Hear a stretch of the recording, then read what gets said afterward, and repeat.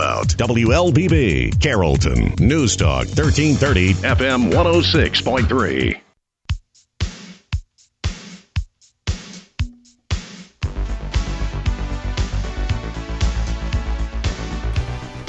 And we're back to Community Voice. Back. We just got here. You're listening to Community Voice this morning. I'm your host, Josh Engel. We got a very great show ahead of us today. We have the Carrollton City Schools Education Foundation in here with us, the Executive Director, Laurie Fleck, and Miss Melina Douthit. See, I said Douthit earlier, but I found out it's like South, but with a D. Douthit. That's it. We're here to chat about the good work that the Carrollton City Schools Education Foundation has been doing for quite some time. But first, why don't we learn a little bit about the team here? So tell us a bit about yourself. So, Laurie, you go first.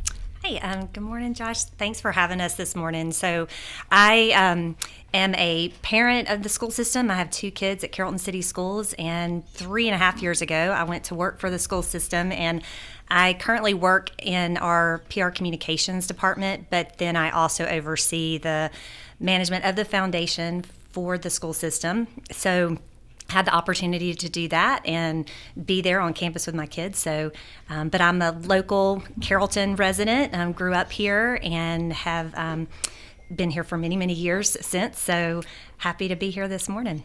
Excellent. So you are just a part of the landscape at this point. You've been around. That's right. I guess so. You are pure West Georgian. I feel like it now. Excellent. Excellent. All right. How about you, Miss Melina? I, too, have children in the school system, and I am a local Carrolltonian. I moved away for school and then stayed away for several years and made our way back to Carrollton when it was time for kids to start school, actually. And I am, by default, I guess, I'm the fundraising committee chair for the Education Foundation. Excellent. So what do you think of that gig?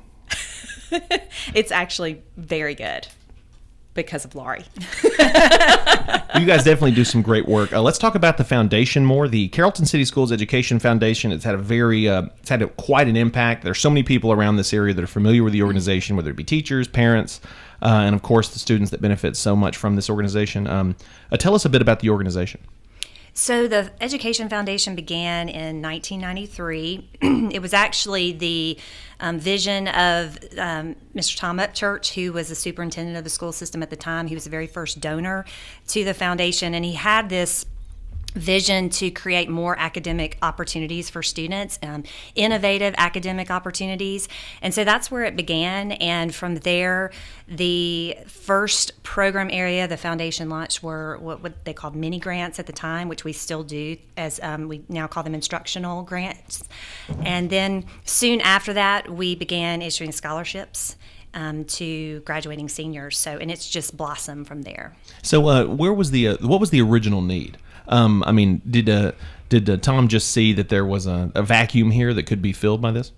I think that he had some ideas in the beginning of things that he wanted to happen, and I think the mini grants really was the program that kind of launched that vision. And so giving grants, giving money to classrooms to do some innovative things for students in the classroom, resources in the classroom, tools that teachers could use that weren't funded through your typical taxpayer dollars and education funding at the state level. So that was really, from my understanding, the vision in the beginning. Amazing. All right, so let's talk about scholarships. You mentioned scholarships. I know that's a multifaceted organization. There are different areas of help here. So let's talk about scholarships. You guys have given out a very substantial amount of money over the years. So tell us more about that. Well, so I guess since 93 when it started, we've given, between the scholarships and the grants, we've given out over $850,000. Wow. And every year we give away well over 20 scholarships, usually totaling anywhere between $24,000 to $25,000 each year. Last year we awarded 23 scholarships, or 28 scholarships, I'm sorry, and 23 scholarships to 28 different students. Wow. And so it's been a huge impact. And that's, I think, what most people are most familiar with when they think of what the Education Foundation does. Sure. So what kind of scholarships? everything from some of our more recent ones have been people who know that a graduating senior that wants to become a teacher, and that's their focus. Well, there's a specific scholarship for that.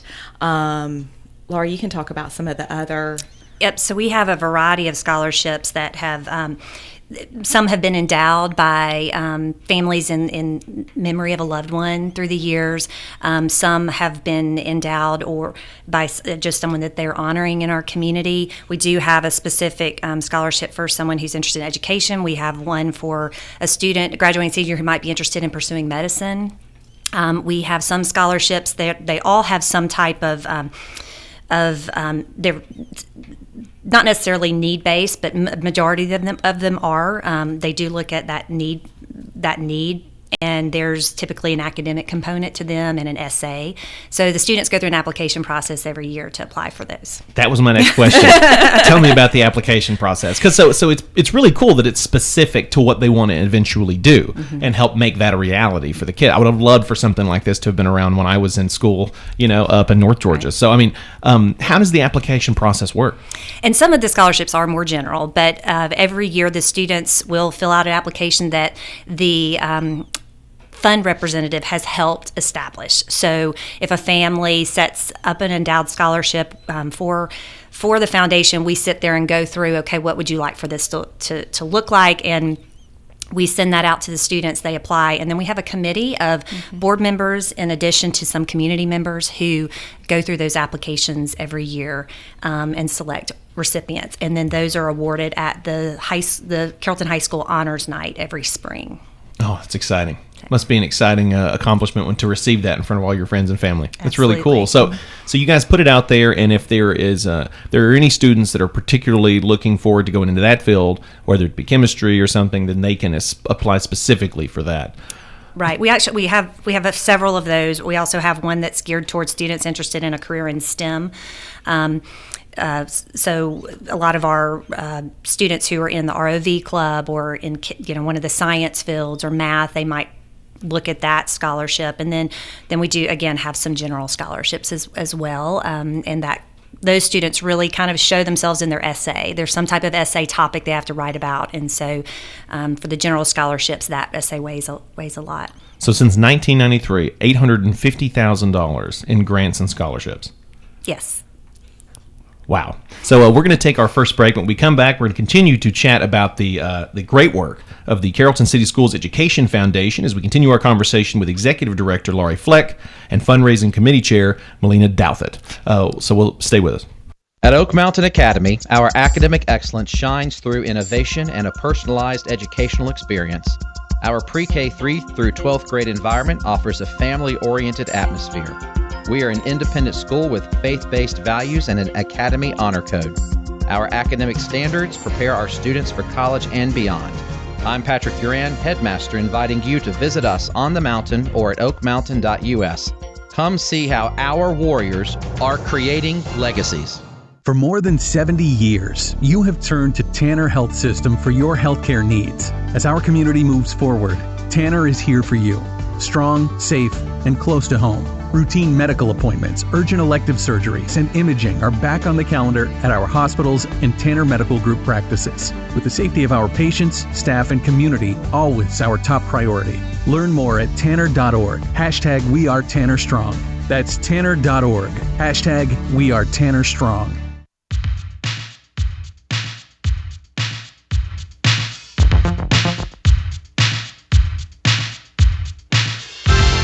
And welcome back to Community Voice. I am your host, Josh Engel. We're talking to the Carrollton City Schools Education Foundation, talking about their great work since 1993 here in the West Georgia area.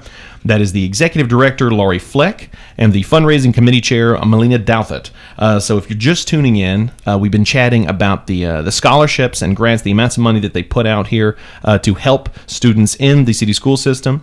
If you're just tuning in, definitely go back and check out the Facebook Live stream, which is currently running on our WLBB Facebook page. And you can also check out the podcast that's going to be uploaded to this station's website as well as gradicommunications.com. So, all right, so we chatted a bit about scholarships. Let's chat more about the grants, the nature of the grants, how they have come to be, and who they end up with.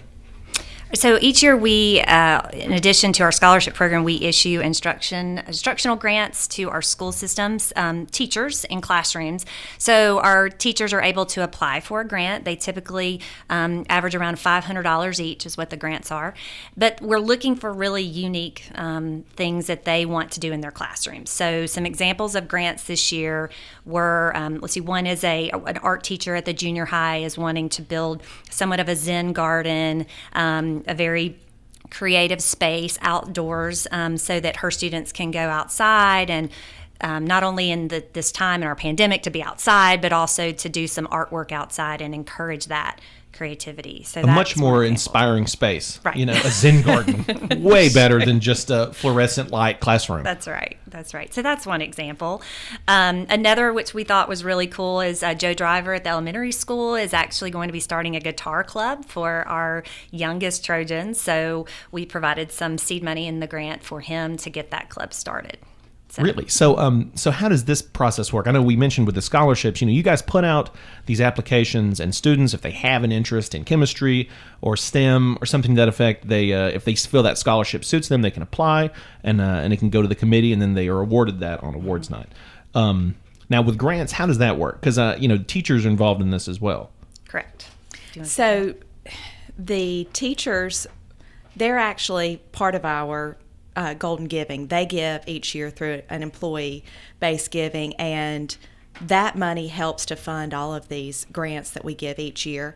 And the teachers, they come up with these really innovative, out-of-the-box ideas, and they apply for the grants, and we actually have a committee, community members and board members that get together. They read each one of the grants, and then we know how much money we have, and they award it. So this year we actually awarded about $23,000 and gave away 58 grants. And it really is, it's like Christmas morning. It's a fun, exciting time to go into the schools and give away the grants. Yeah, the girls mentioned prior to the program, they're like, everyone loves to see us coming. Because we're like Santa Claus. We have just a sack full of grant money. We're just like handing it out. Not really, but it is awesome that you guys are doing all this and helping these teachers accomplish these creative teaching methods. I mean, let's be honest, that's the stuff that tends to stick with us, right? Mm-hmm. When you think back, you're like, man, I'll never forget that class. I'll never forget getting to go on this field trip, getting to do this cool, fun thing. Mm-hmm. I mean, that's really awesome. So you have all sorts of applications. People are coming in, they're asking for all sorts of things. Lots of books and technology, but also the different alternative seating. We've got, in our elementary school, the art teachers are having to go classroom to classroom instead of being brought into the art class. And so they've gone and asked for things like digital art pens so that the kids can get back to painting. They've not been able to do that in their classrooms. And there's just been some. At the junior high last year, there was a swing that was installed in the library for reading, or just outside the library, so you could go and have a quiet place to read.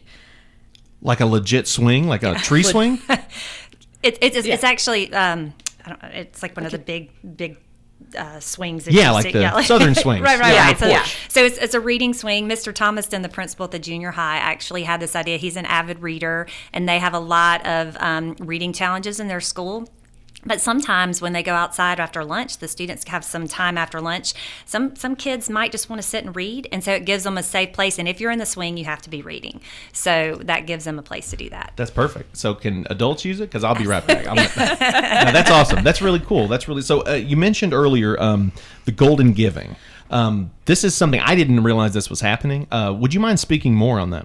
Sure. Well, it's a relatively new initiative that we've got going. We started it just a few years ago, and it came as a result of a need for being able to offer enrichment experiences. Dr. Albertus, our superintendent, had this vision to start bringing different enrichment experiences, field trips, and cultural immersion type things ultimately to our students. And so we needed to be able to fund it. So we've never had conscious fundraising until just a few years ago. And so we started with Golden Giving, and it is more, we're asking, our families and our community to help support this. And it starts in the beginning of the school year. It's about a 3-week time period where you can give anywhere from a monthly $10 amount to an annual larger amount.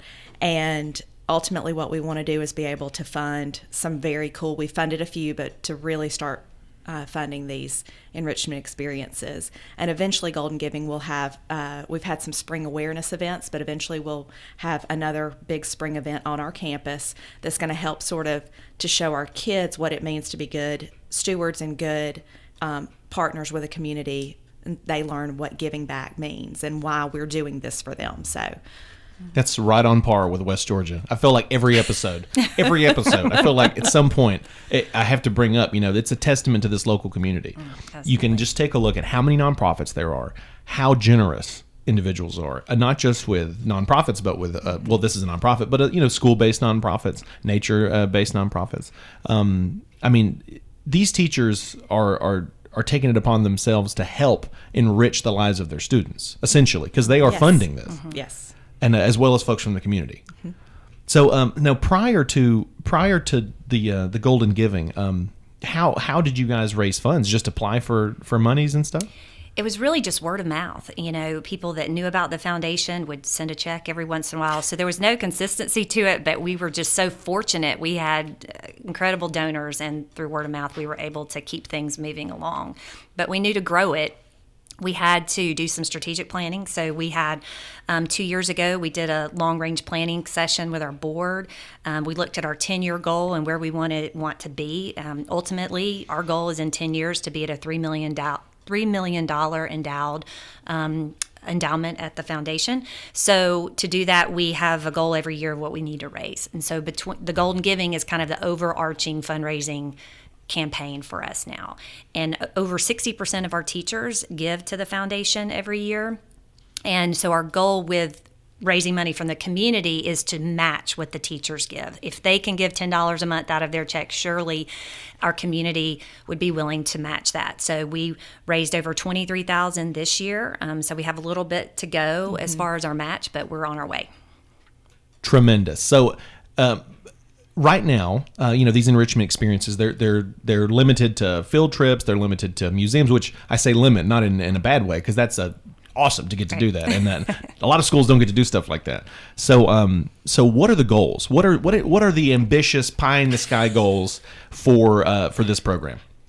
What we would love to be able to do is, if we've got kids at the high school that are doing a foreign language pathway, to be able to send them on a spring break, to be able to go to France, to be able to go to South America and do an immersion program and understand the culture and the language and really just get to see the world.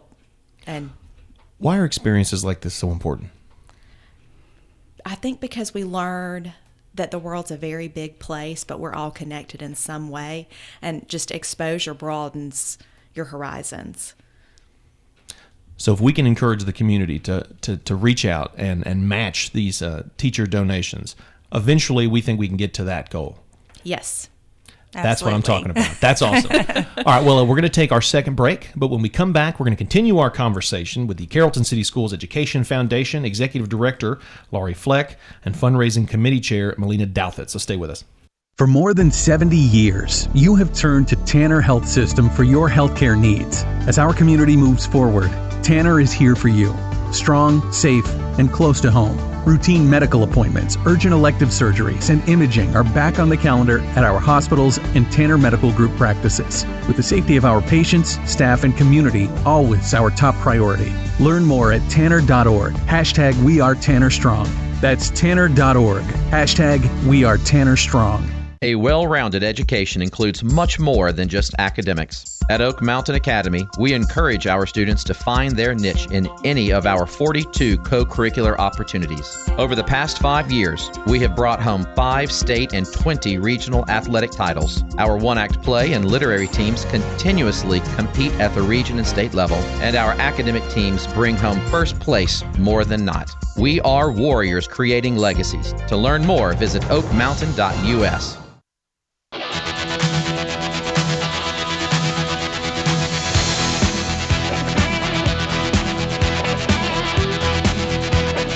And we're back to Community Voice, a little ZZ Top to bring us back in. Thank you, Colin. We're talking to the Carrollton City Schools Education Foundation, Executive Director Laurie Fleck, and the Fundraising Committee Chair Melina Douthit. If you're just tuning in, please go back and watch the Facebook Live stream. This has been a great show, and it's a lot of great information. We really have a great community, and a great community of teachers, a great community of donors out there in West Georgia. You're probably listening. And thank you all for making this happen, because there are ambitious goals here ahead of the Education Foundation, and they are not going to be stopped. They're going to keep going until they make these things happen, and I believe it. So definitely check out their organization. Strides for Sherry, that's coming up on October 31st. Talk about the connection to the foundation there. Yes, so Natalie Davis was on your show this week, and one of the things that the Davis family has started several years ago was in memory of beloved teacher, Carrollton Upper Elementary School, Sherry Davis. They began the Strides for Sherry event every year, and that goes, the proceeds from that go toward the Sherry Davis Memorial Scholarship at the foundation, and that's just one of the scholarships that we award every spring to a graduating senior.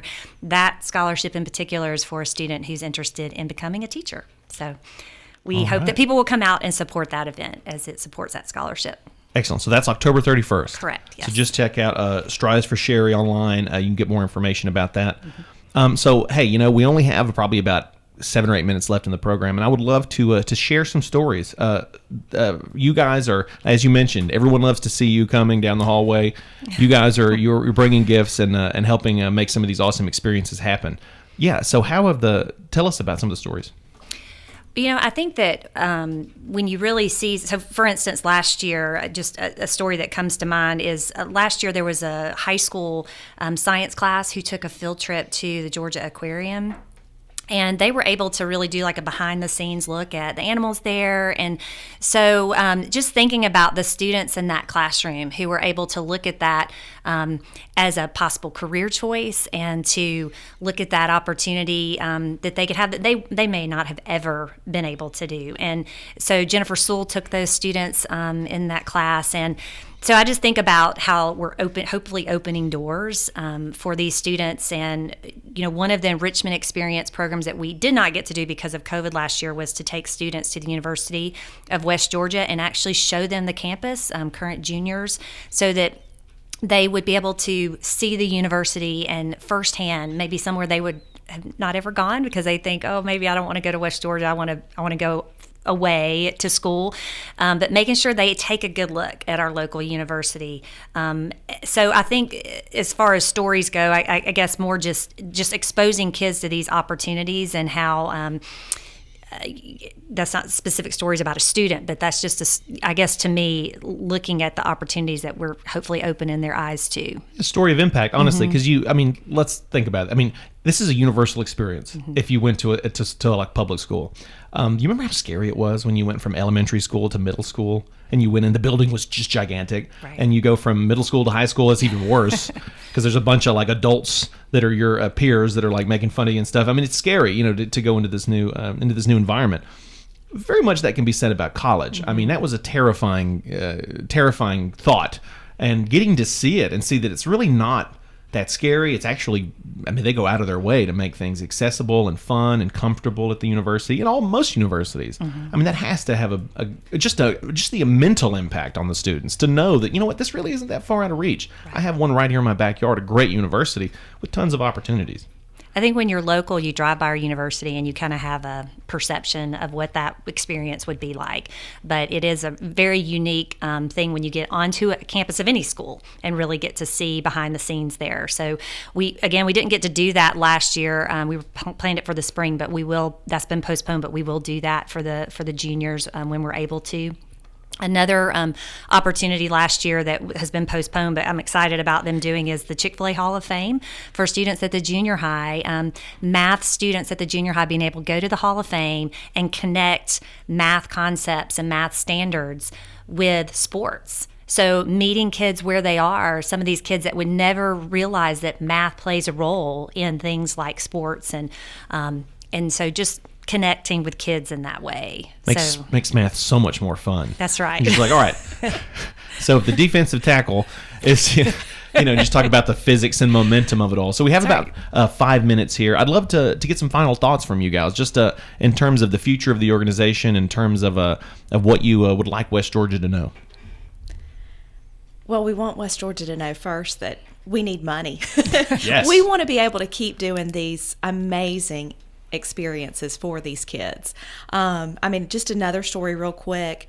The very first enrichment experience that the Education Foundation was able to fund was to send the entire second grade at Carrollton Elementary School to the Atlanta Symphony. And it was done with a conscious effort of how the symphony tied in with what the music lesson and the English and language arts lesson was at that moment. So we want to be able to keep this and just continue to grow. So we want money. Sure. Yeah. How about you, Laurie? So I remember sitting down with one of our assistant principals a couple of years ago, and he said he'll never forget when he was a little kid and he was going down I-20 towards Atlanta, and you round the top of the hill and you see the Atlanta skyline. And he said he's taken kids on field trips before, and the number of kids that top that hill and have never seen that before. And so for me, that was very compelling of this is the right direction for us to go, to expose our kids, to get them out into the big world.